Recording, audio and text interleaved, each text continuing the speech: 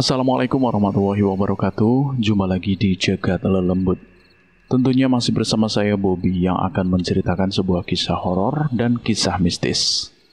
Apa kabar teman-teman semua? Semoga kalian sehat selalu, panjang umur, bahagia selalu dan selalu dimudahkan segala urusannya. Dan sebelum lanjut ke ceritanya, buat kalian yang baru bergabung di channel ini, silahkan klik tombol subscribe dan tombol loncengnya agar kalian tidak ketinggalan cerita terbaru dari kami. Oke, kita langsung saja menuju ke ceritanya.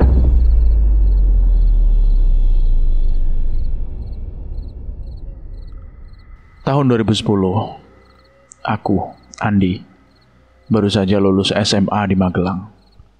Udara pegunungan yang dingin dan lembab masih menyelimuti hari-hariku, membuat rumah terasa semakin sepi dan hampa.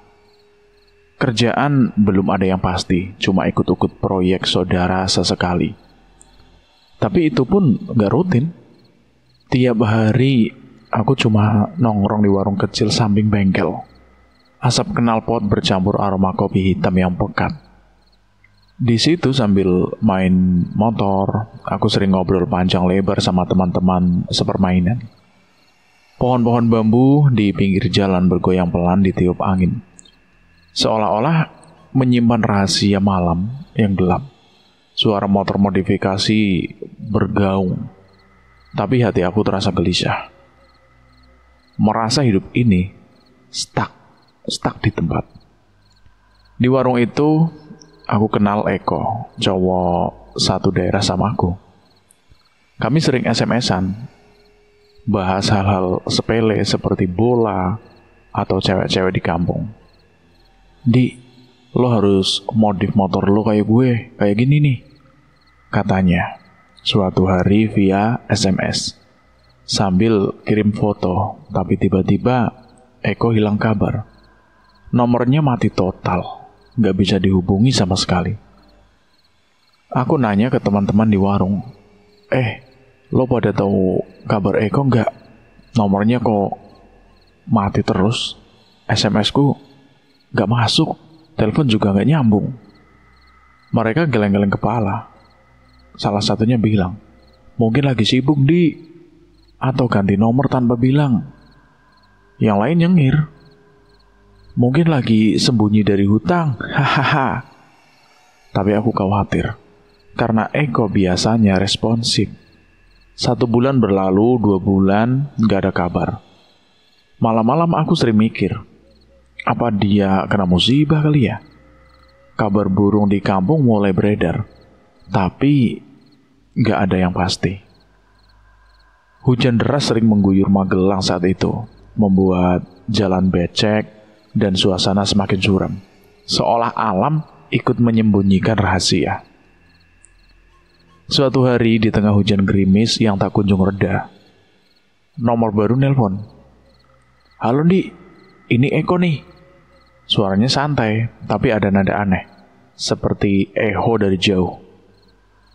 Aku kaget banget dong, hampir jatuhin ponselnya. Kok, lo di mana sih kok bilang gitu aja? Aku khawatir banget. Lo tau nggak? Nomor lama lo mati total. Gue nanya ke semua orang, nggak ada yang tahu. Eko tertawa pelan.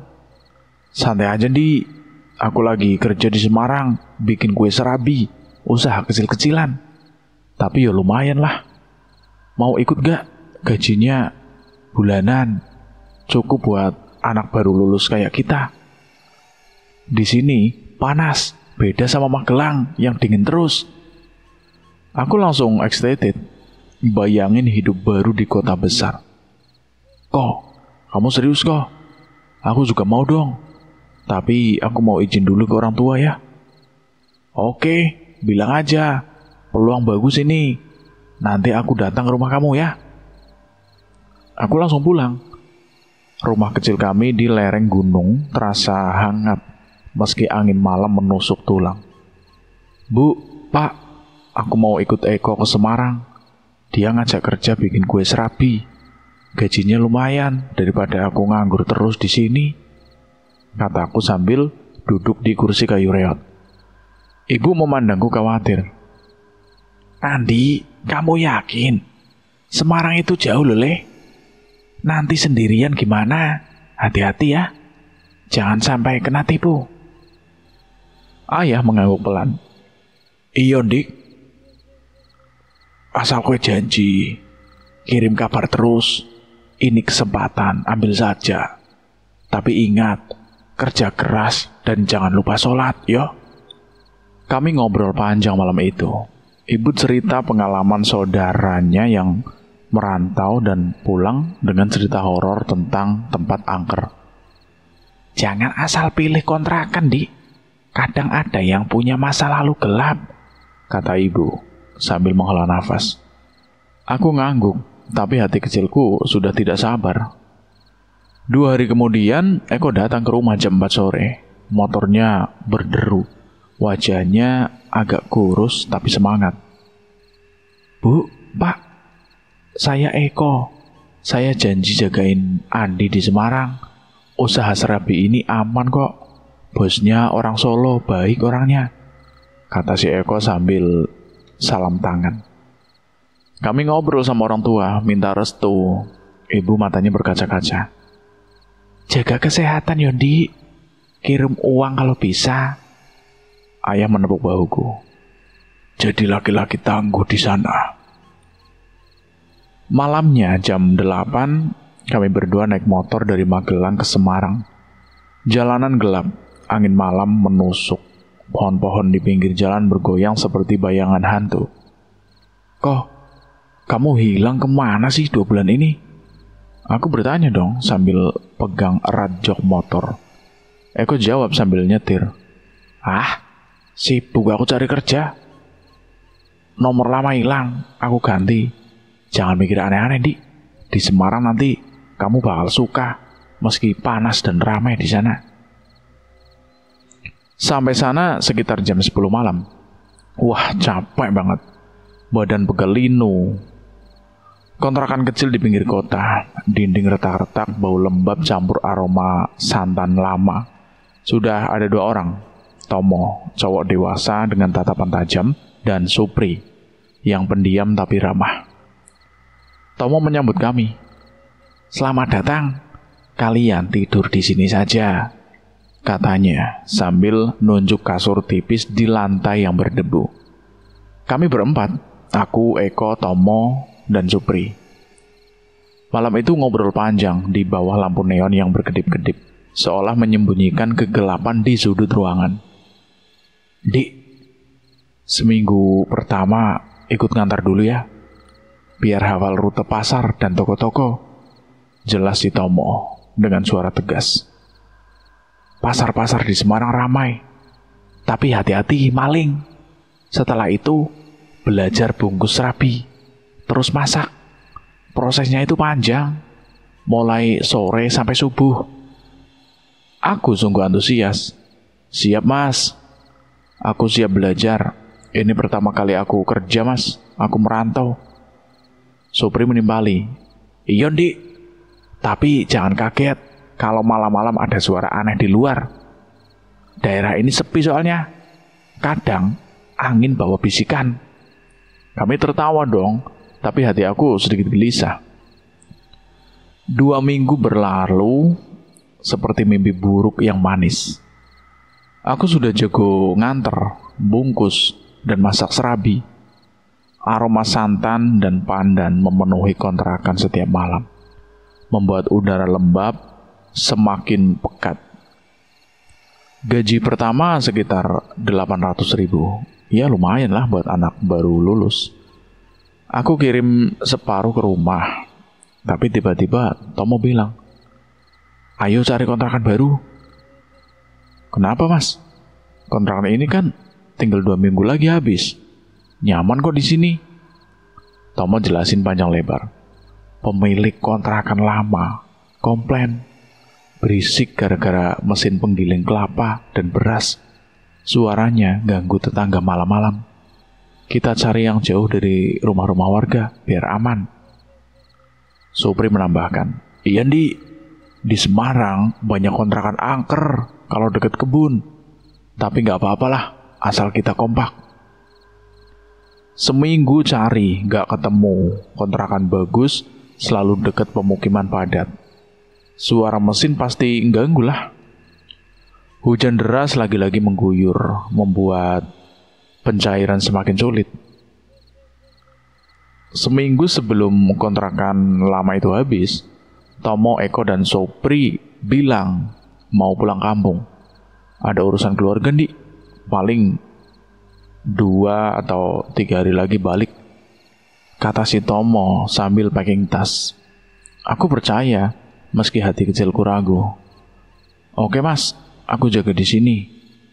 Tomo titip HP-nya yang jadul itu, uang dagangan dalam amplop kusut, dan kunci kontrakan. Kamu jaga dulu ya. Operasional libur sementara. Jangan lupa cek mesin. Jangan sampai rusak.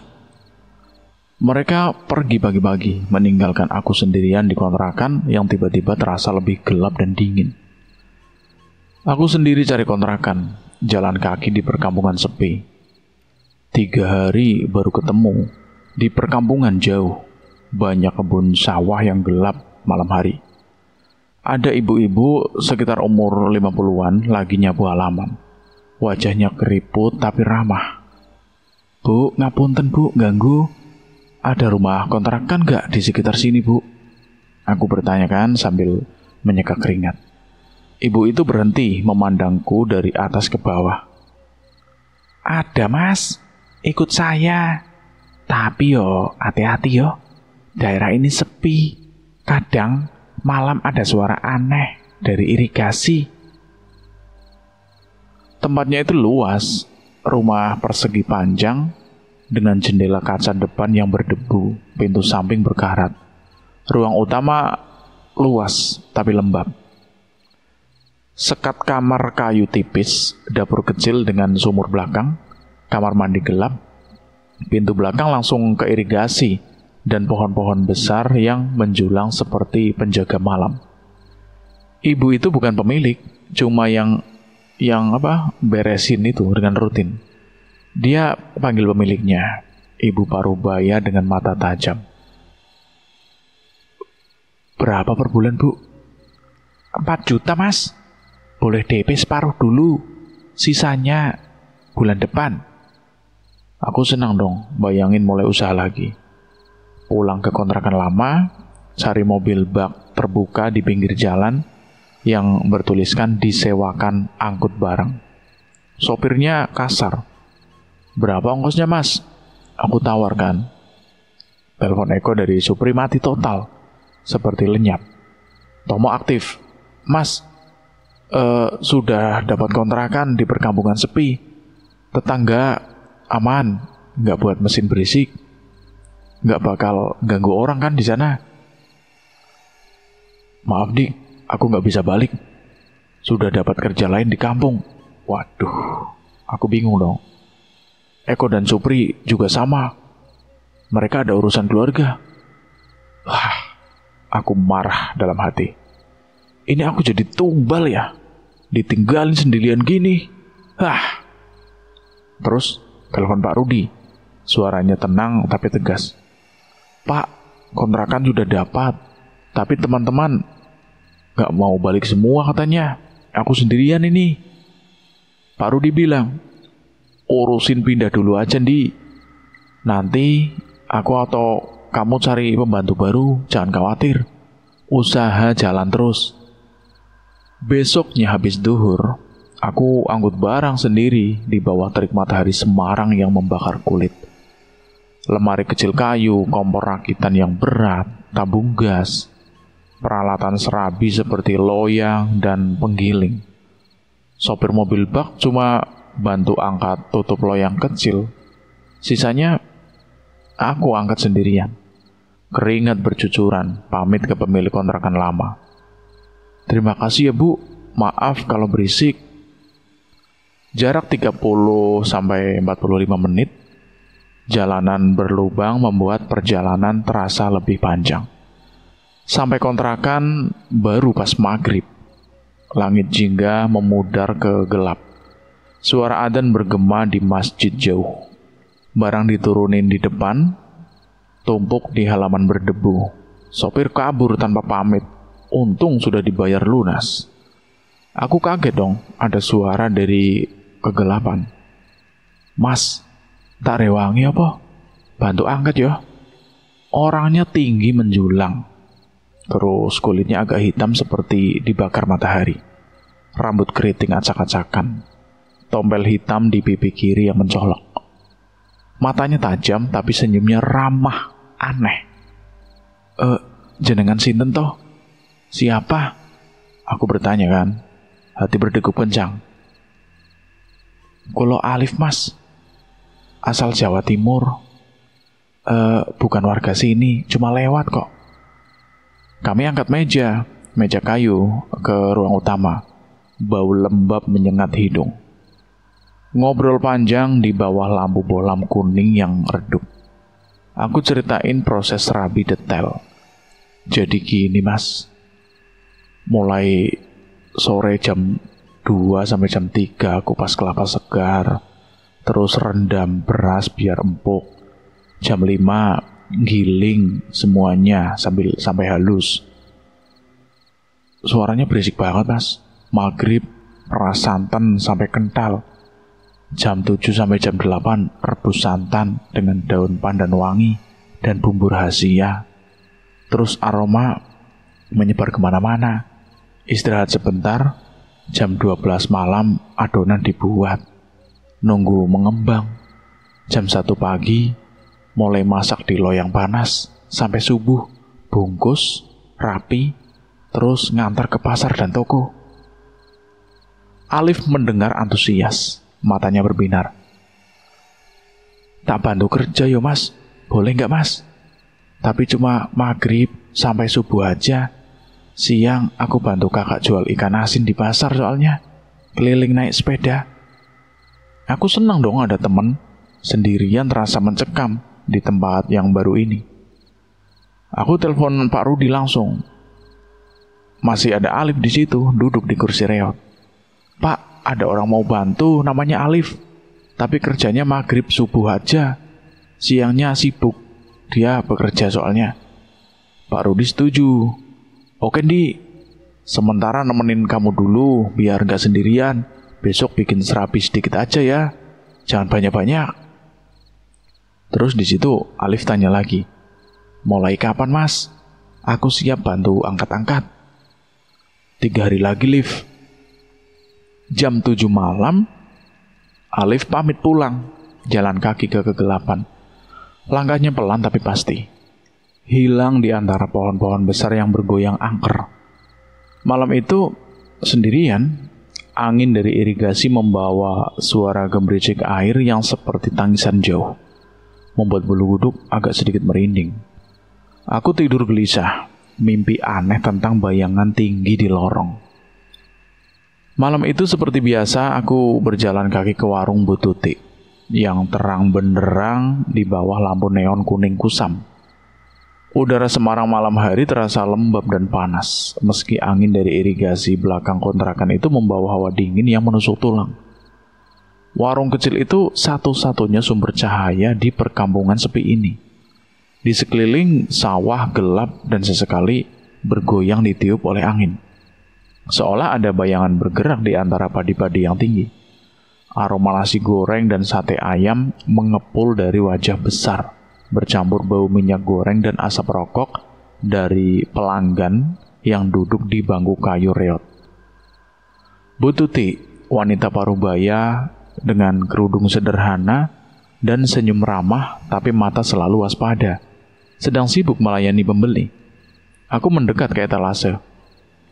Bu, nasi bungkusnya 2, terus es teh 2 ya, sama rokok 2 batang kalau ada. Bu Tuti mengangguk sambil membungkus nasi dengan daun pisang yang masih hangat. Uapnya naik mengepul ke wajahku. Tapi saat menyerahkan bungkusan, matanya menyipit, memandangku lama. Mas, temannya mana sih?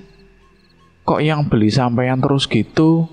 Setiap malam, dari pertama pindah ke sini selalu Mas Andi sendirian yang datang. Temannya nggak pernah kelihatan. Apalagi sakit atau gimana toh mas? Suara ibu itu pelan tapi penuh rasa ingin tahu, seperti sedang menggali rahasia yang tersembunyi di balik senyumku. Aku tertawa ringan, mencoba santai meski hati mulai gelisah. Di sana aja Bu, di kontrakan. Lagi repot bantu rebus santan atau membungkus serabi. Alif itu orangnya pendiam Bu, jarang keluar malam-malam. Sekali-kali aku ajak ya Bu, biar kenal. Namanya itu Alif, asli Jawa Timur dia. Orangnya tinggi Bu, kulitnya agak hitam gosong, kayak sering kena matahari gitu loh Bu. Rambutnya keriting, acak-acakan. Selalu pakai baju hijau lusuh dengan gambar jamur di dadanya. Bu Tuti berhenti membungkus. Tangannya diam di udara. Wajahnya memucat seketika meski lampu warung terang. Matanya melebar, seperti melihat hantu di belakangku. Di pipi kiri ada tompelnya nggak Mas? Tompel hitam kecil, tepat di bawah mata. Tanya ibu itu dengan suara gemetar. Hampir berbisik suaranya itu. Aku kaget dong, bulu kuduku langsung berdiri. Iya Bu, ada tompelnya. Kok Bu Tuti tahu detail banget toh? Saya kira Alif warga sini Bu. Sering belanja di warung ibu atau apa gitu. Mungkin ibu pernah lihat dia lewat jalan ya? Bu Tuti nggak langsung menjawab. Dia diam sebentar. Nafasnya terdengar berat. Lalu buru-buru ke belakang warung, meninggalkan wajan yang masih mendidih. Pak, si ini cepat, ada yang penting, teriaknya dengan nada panik yang tertahan. Suaminya Ibu Tuti itu, pria kurus dengan kumis tipis dan mata selalu curiga, keluar dari ruang belakang sambil menyeka tangan ke celemek kotor. Mereka berdua bisik-bisik di sudut gelap warung. Suara mereka pelan tapi tegang, seperti sedang membahas rahasia kelam yang tak boleh didengar orang luar. Aku berdiri di depan etalase, hati berdegup kencang. Bungkusan nasi masih di tangan. Pelanggan lain mulai melirik. Suasana warung yang tadinya ramai tiba-tiba hening. Hanya suara minyak berdesis dan angin malam yang menderu dari luar. Apa sih Bu? Ada masalah apa toh? Tanyaku dalam hati, tapi gak berani bertanya keras. Akhirnya suaminya Ibu Tuti itu mendekat. Wajahnya serius dia, alisnya berkerut dalam. Mas, tak main ke kontrakan boleh gak? Mau kenal sama temanmu itu? Sudah lama di sini, tapi kok gak pernah lihat dia keluar. Biar saya perkenalkan diri, sekalian ngobrol-ngobrol toh. Suaranya datar, tapi ada nada mendesak yang membuat aku semakin curiga. Jam 9 malam, langit sudah gelap gulita, bintang-bintang tersembunyi di balik awan tebal.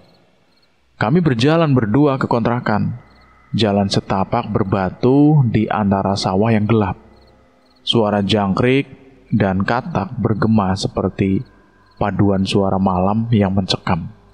Lampu senter dari ponsel bapak itu, Pak Tuti saya manggilnya, dia menerangi jalan. Bayangan kami memanjang aneh di tanah yang becek. Pak, ada apa sih sebenarnya? Bu Tuti kok tiba-tiba panggil bapak gitu? Apa Alif pernah bikin masalah di warung ya Pak?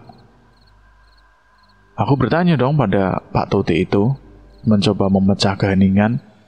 Pak Tuti cuma geleng kepala. Nanti saja Mas, sampai kontrakan dulu, saya mau lihat sendiri. Hati aku semakin tidak tenang. Angin malam membawa bau tanah basah dan sesuatu yang amis, seperti santan busuk dari kontrakan. Sesampainya di depan kontrakan, lampu bolam kuning di ruang utama itu masih menyala redup. Aroma serabi yang baru matang masih menempel di udara. Aku buka pintu samping yang berkarat. Suara engselnya itu melengging seperti jeritan.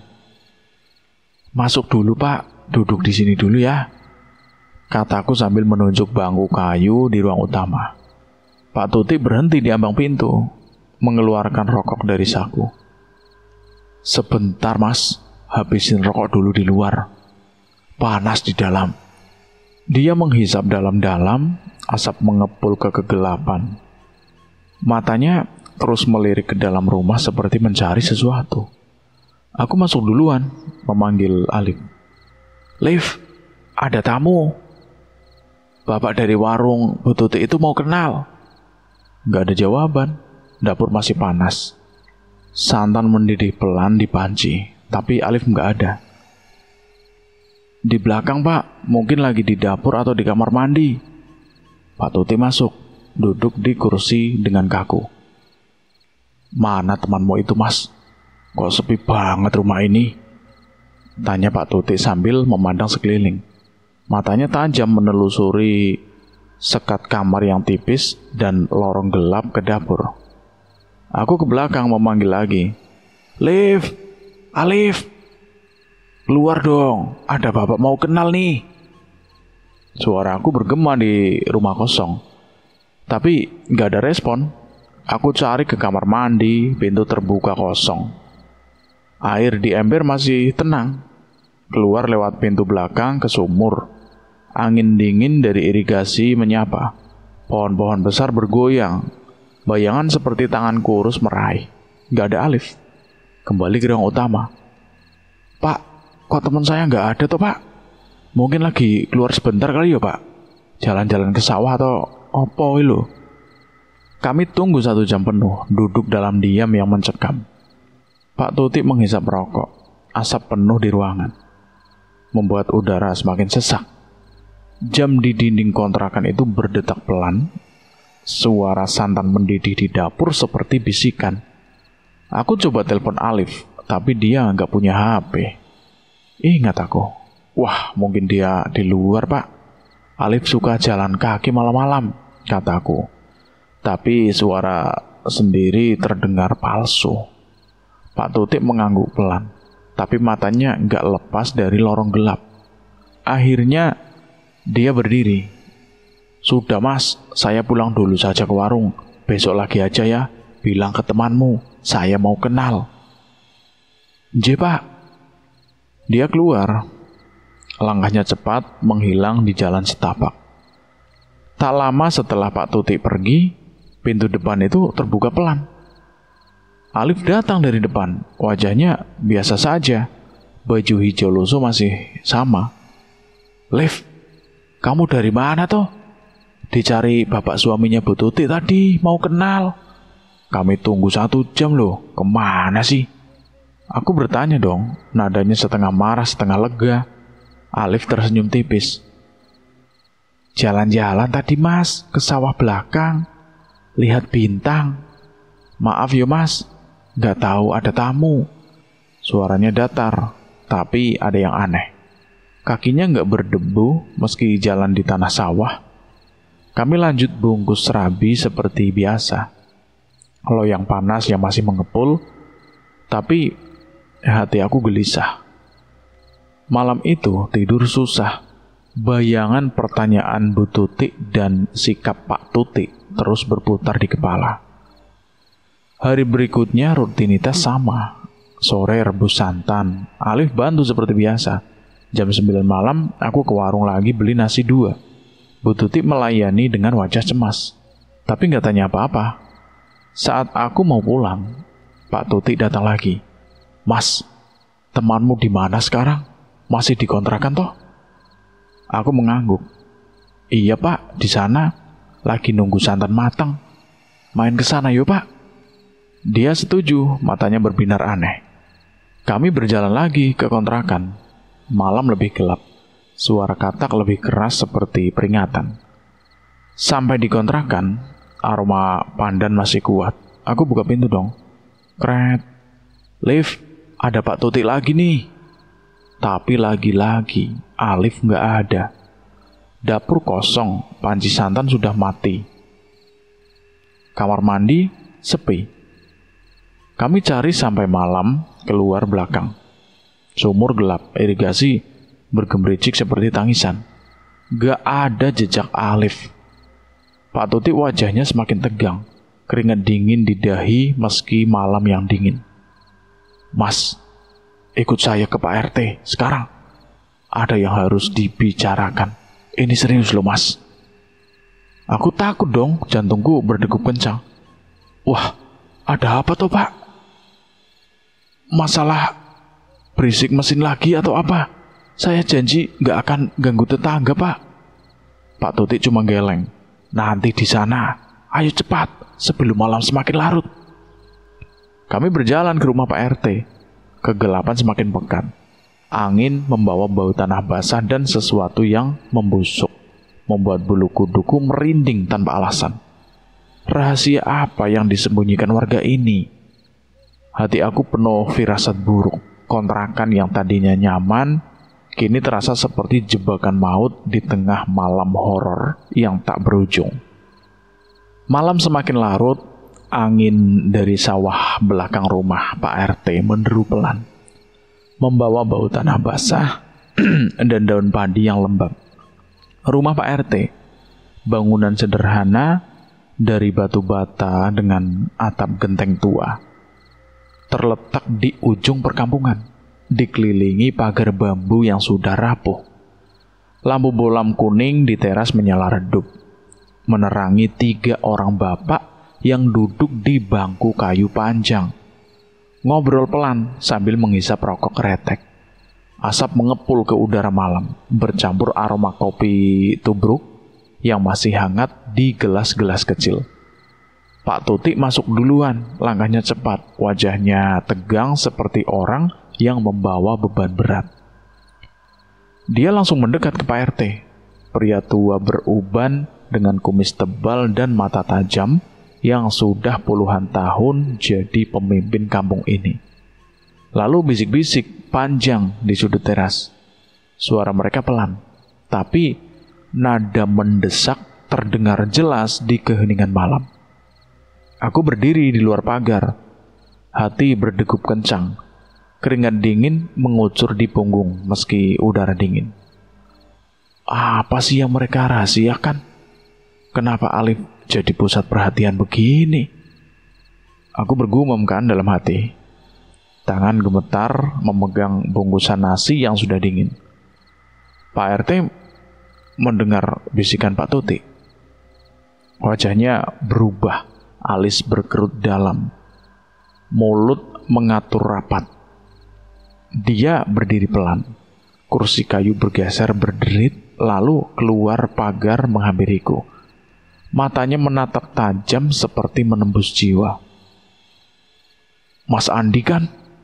Duduk dulu sini, tanyanya dengan suara berat. Menunjuk bangku kosong. Aku duduk dong, duduk kaku. Kaki terasa lemas. 2 bapak lain, satu namanya Pak Minto, tukang ojek kampung, dan satu lagi Pak Slamet, petani sawah, ikut mendekat. Rokok di tangan masih menyala. Pak RT mulai bertanya. Nada suaranya itu naik turun, penuh tekanan. Mas, teman kerjamu itu namanya siapa persisnya? Alif, Pak. Katanya dari Jawa Timur. Terus ciri-cirinya gimana? Tinggi, Pak. Badannya itu tinggi, kulitnya hitam, rambutnya keriting. Apakah dia punya tombel hitam di pipi kiri? Atau dia memakai baju hijau lusuh dengan gambar jamur di dada? Terus dia memakai celana pendek hitam yang lusuh atau yang sudah usang gitu ya? Nje, Pak. Aku mengangguk lemah. Suara tercekat di tenggorokan. Nje, Pak. Semua benar. Kok Pak RT tahu detail banget toh? Alif pernah kesini atau apa, Pak? Pak RT menarik nafas dalam, memandang ke kegelapan sawah seolah mencari kata-kata. Lalu, nada suaranya itu tiba-tiba tinggi, hampir berteriak, membuat jantungku nyaris copot. Itu bukan manusia lagi, Mas. Bukan orang hidup. 3 tahun lalu, orang itu bunuh diri tepat di kontrakanmu yang sekarang. Gantung diri di sekat kamar belakang. Kata-katanya menggema di malam yang sunyi. Suara jangkrik seolah berhenti seketika.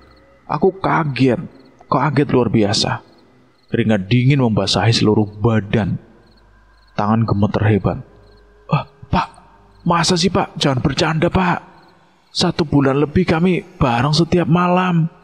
Dia bantu kupas kelapa, giling beras, rebus santan, masak serabi, semua itu sampai subuh Pak. Dia badannya hangat, suaranya jelas. Bahkan makan nasi bungkus di warung Bu Tuti. Mana mungkin dia hantu Pak? Suaraku parau antara percaya dan tidak.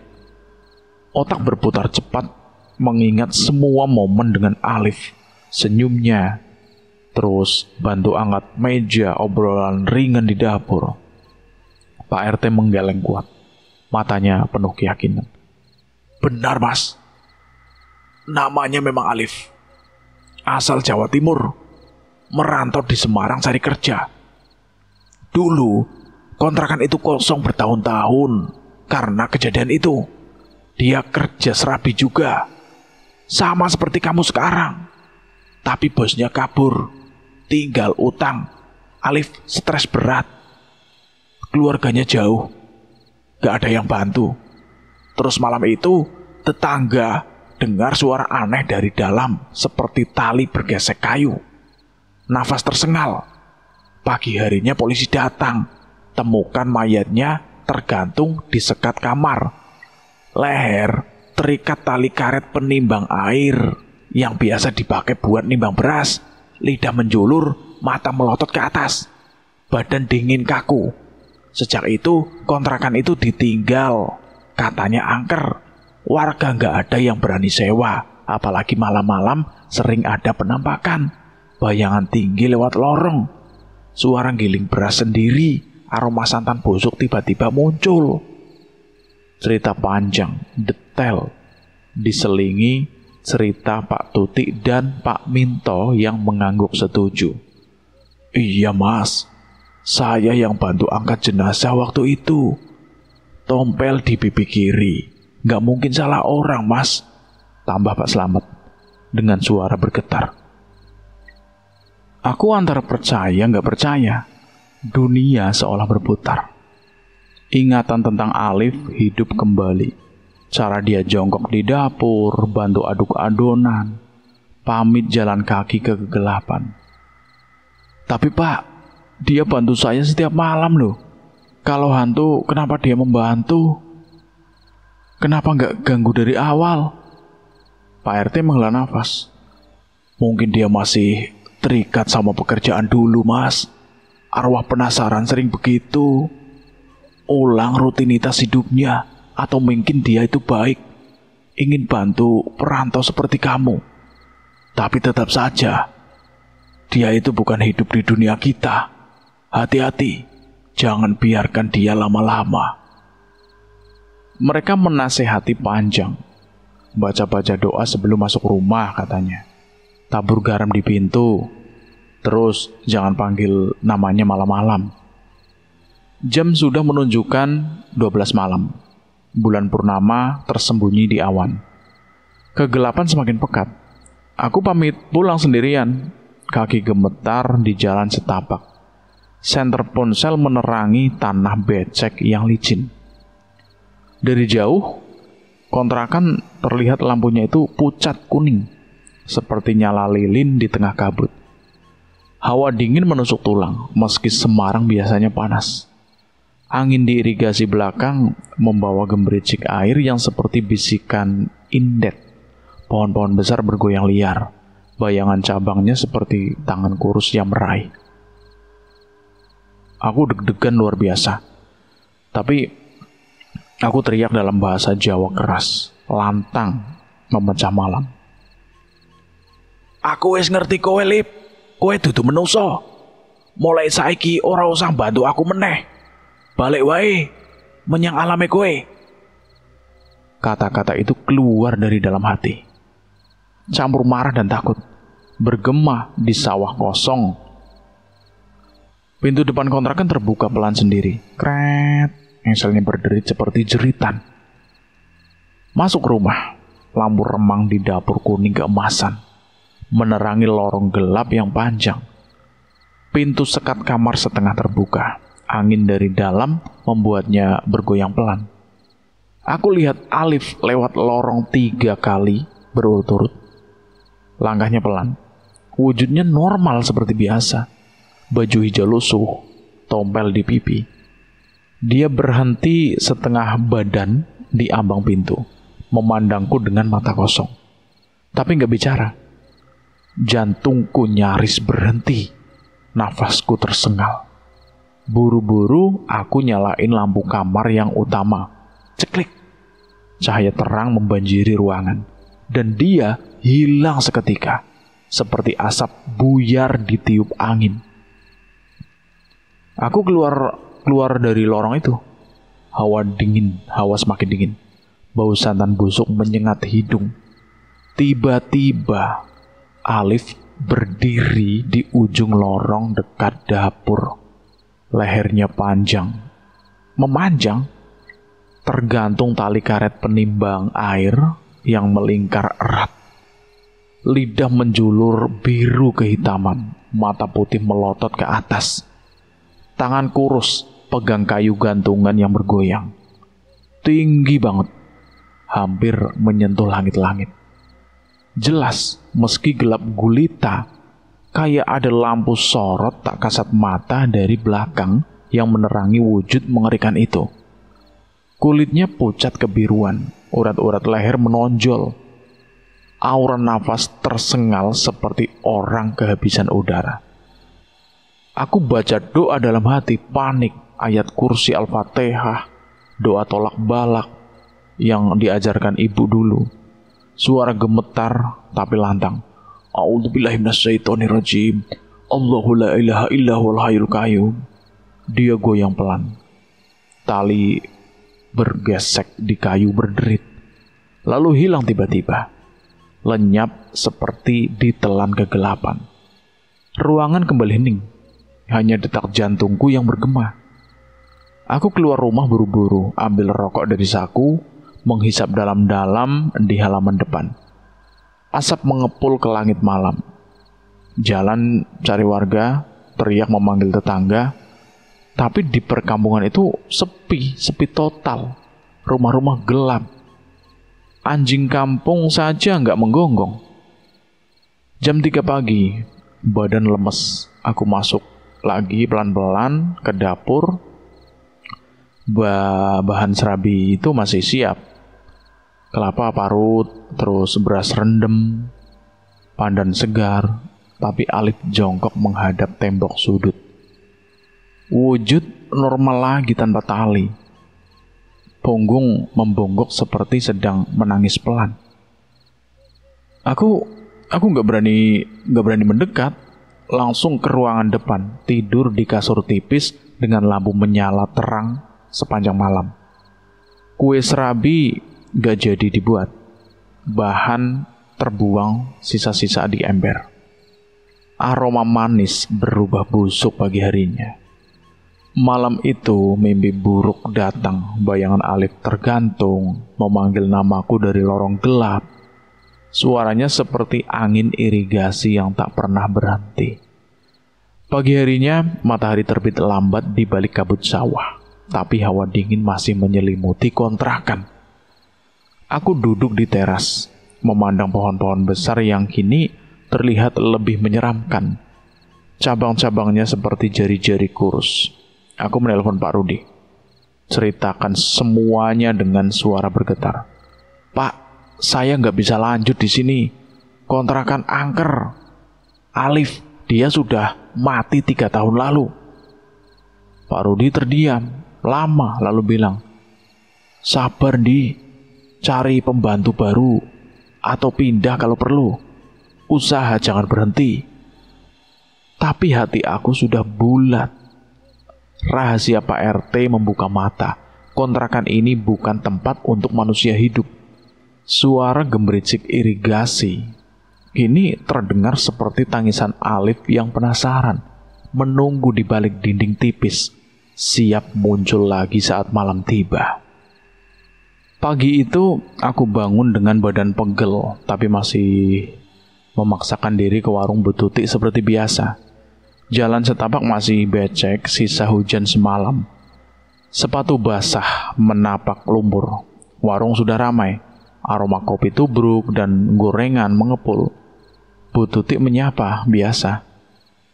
"Pagi Mas Andi, nasi bungkus 2 lagi toh?" "Iya Bu, sama es teh." Tidak ada tanda-tanda aneh di wajahnya. Senyumnya masih ramah, matanya tak lagi waspada seperti malam-malam sebelumnya. Mungkin Pak RT sudah menasehati agar tak membahas Alif lagi. Aku bayar, terus ambil bungkusan, lalu pulang sambil menyeret kaki di kontrakan. Alif sudah jongkok di dapur, kupas kelapa seperti rutinitas biasa. "Pagi, Liv," sapaku. Dia mengangguk pelan. Tompel di pipi kiri nampak lebih gelap di bawah sinar lampu neon. Kami bekerja sampai sore tanpa kata banyak. Hanya suara pisau mengiris kelapa dan derit mesin penggiling. Maghrib tiba, azan dari masjid kecil di ujung kampung bergema pelan. Aku sholat di ruang depan. Sajadah tipis terbentang di lantai ubik retak. Alif menghilang seperti biasa saat waktu sholat. Entah kemana dia. Setelah makan nasi bungkus, jam 10 malam, aku sudah ngantuk berat. Badan terasa seperti ditarik ke kasur tipis di ruang depan. Aku memilih tidur di sana sejak kejadian Pak RT.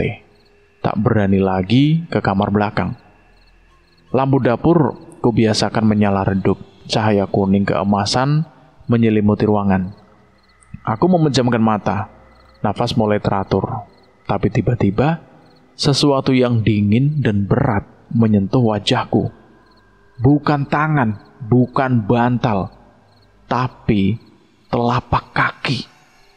Kasar, dingin seperti es. Jari-jari kaku menekan pipi dan dahi. Aku membuka mata lebar-lebar, tapi yang aku lihat hanya kaki itu saja, mengambang di atas wajahku. Tak ada badan, tak ada betis. Hanya telapak kaki, pucat kebiruan dengan kuku kuning panjang. Aku ingin berteriak, tapi tubuhku lumpuh total, seperti ditindih batu raksasa. Aku nafasnya tersengal, jantung berdegup kencang. Dengan susah payah aku memaksa tangan kanan bergerak menarik kaki itu. Tapi jari-jariku menembus udara dingin. Akhirnya, dengan tenaga terakhir, aku menggeliat ke samping, jatuh dari kasur. Dan lumpuh itu buyar. Aku terengah-engah, keringat dingin membasahi baju. Dari kamar belakang terdengar krek, krek. Kayu sekat berderit pelan, lalu semakin kencang, seperti ada yang berjalan mondar-mandir dengan langkah berat. Aku pindah tidur ke sudut ruang depan, di dekat pintu utama. Badan gemetar. Jam menunjukkan pukul 12 malam. Aku melirik ke dapur. Alif berdiri tegak di depan kompor. Tak memasak, tak mengaduk, hanya diam seperti patung. Matanya kosong, baju hijau lusuhnya bergoyang pelan meski tak ada angin. Aku jengkel bercampur takut. "Liv, kamu ngapain di situ? Ganggu aja." Aku membentak tanpa pikir panjang. Aku ambil sapu lidi dari sudut, lari mendekat dan memukul sekuat tenaga. Buak! Rasanya seperti memukul kain basah yang digantung di jemuran. Lembek, dingin, berat. Sapu menembus tubuhnya. Dan dalam sekejap, Alif lenyap menjadi kabut hitam tipis. Berputar di udara lalu terserap ke lantai. Hawa dingin menusuk sumsum. Aroma santan busuk menyengat hidung. Aku mundur, sapu jatuh ke lantai. Tangan gemetar. Malam itu aku tidak tidur lagi. Duduk bersandar di tembok sampai fajar. Pagi harinya badanku panas dingin. Kepala pusing berputar, perut mual, kaki lemas tidak kuat berdiri. Aku mencoba bangun, ambil air di dapur, tapi lutut ambruk. jatuh ke lantai. Sakit 3 hari berturut-turut, demam tinggi, muntah hijau, badan seperti diremas-remas. Hari pertama, malam tiba lagi. Aku berbaring di ruang depan. Lampu menyala terang. Tiba-tiba Alif duduk di sampingku. Punggungnya menghadap tembok. Kakinya selonjor, tangan di pangkuan. Wajahnya normal, tapi matanya kosong. Dia diam semalaman. Tidak bergerak, tidak bicara. Hanya menatap lurus ke depan. Tapi aku terbangun dari demam. Dia masih di sana, seperti penjaga kematian. Aku baca doa pelan. A'udzubillahi minasyaitonirrajim. Tapi suaraku serak, lemah. Pagi datang, Alif lenyap, tapi badanku semakin payah. Malam kedua, demam makin ganas. Aku terbaring tak berdaya, keringat membasahi kasur. Tiba-tiba terdengar suara ramai di luar. Langkah kecil, terus cakar di lantai. Ngigau-ngigau keras. Pintu depan yang terkunci tiba-tiba terbuka pelan sendiri. Puluhan kucing liar masuk rumah. Hitam putih belang, mata kuning menyala di gelap.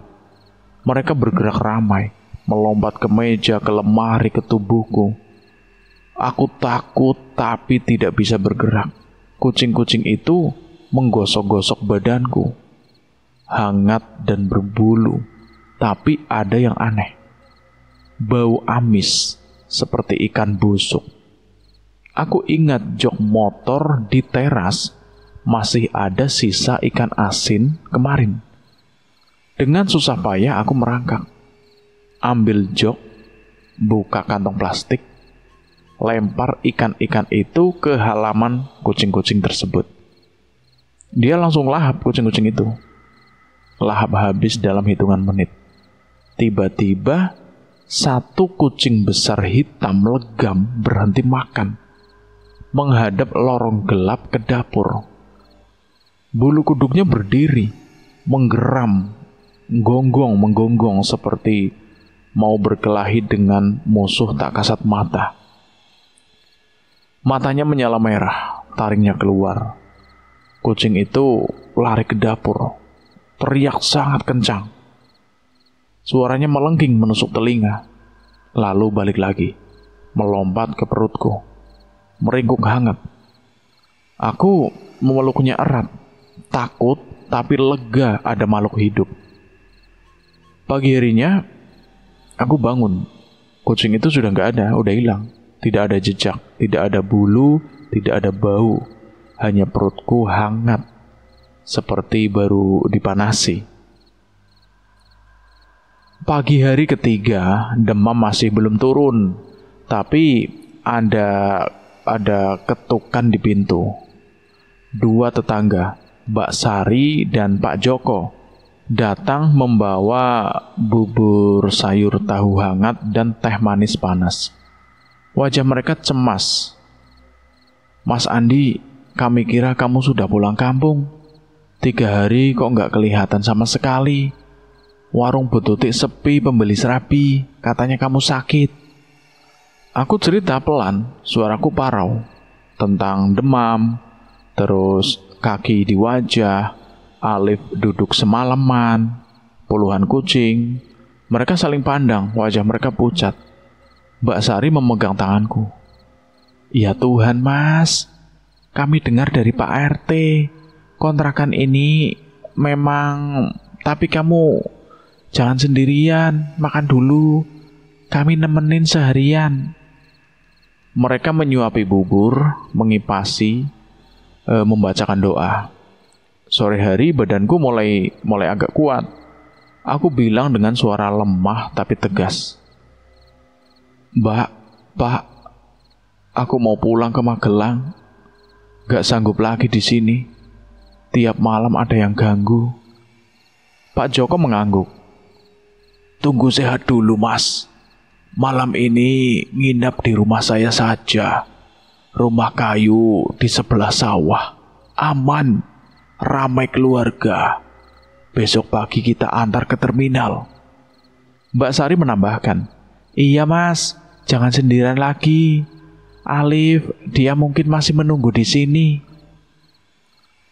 Malam itu aku dibopong ke rumah Pak Joko. Rumah kayu beralas tanah. Dinding anyaman bambu, lampu minyak tanah menyala hangat. Anak-anaknya tidur di samping. Suara ayam berkokok jauh. Aku tidur nyenyak pertama kalinya dalam 3 hari, tanpa penampakan, tanpa kaki dingin, tanpa kucing liar. Pagi harinya demam turun, badan ringan. Pak Joko dan Mbak Sari mengantar ke terminal dengan motor bututnya.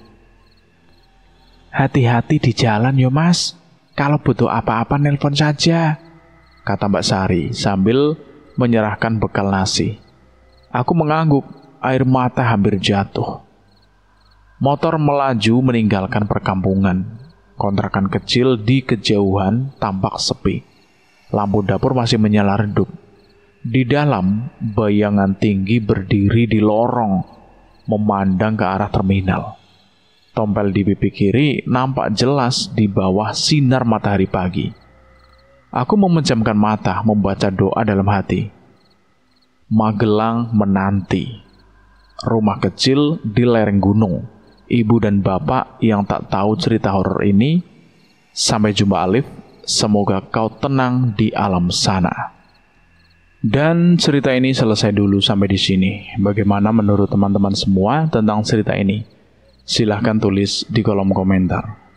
Terima kasih buat kalian yang sudah mendengarkan cerita ini sampai habis. Semoga kalian sehat selalu, panjang umur, bahagia selalu, dan tidak diganggu oleh makhluk-makhluk yang tak kasat mata.